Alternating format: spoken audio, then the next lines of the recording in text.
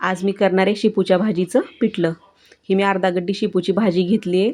त्याचे मुळा काढलेत आणि स्वच्छ 2-3 पाण्याने धुवून घेतले. त्याच्यासाठी लागणारं साहित्य कांदा, लसूण, मिरची, टमॅटो. हे टमॅटो मी कांदा टमॅटो कापून घेतला आहे. लसूण, मिरच्या, थोडंसं मीठ टाकून उकळामध्ये वाटून घेते.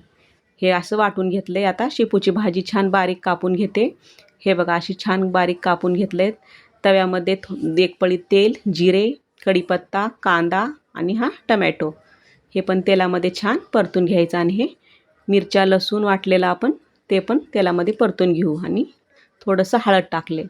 आता हे शेपूची भाजी टाकून घेऊन एक 5 मिनिटासाठी छान हलवून घेऊ.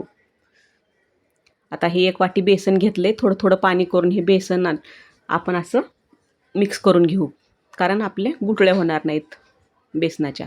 आता हे आपण बेसनाचं टाकून घेऊ तव्यामध्ये. थोडं थोडं टाकायचं आहे, गुठळ्या अजिबात होत नाहीत. आणि छान हलवून घ्यायचं आहे. आता चवीप्रमाणे मीठ टाकून घ्यायचं. आता हे 10 मिनटासाठी झाकून ठेवले.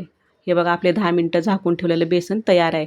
ही ज्वारीच्या भाकरीसोबत खायला खूप छान लागतं. तुम्ही पण भाजी खाऊन कंटाळला असाल तर हे बेसन करून बघा. हे ज्वारीच्या भाकरीसोबत खायला खूप छान लागतं. हे झालं आपलं बेसन तयार.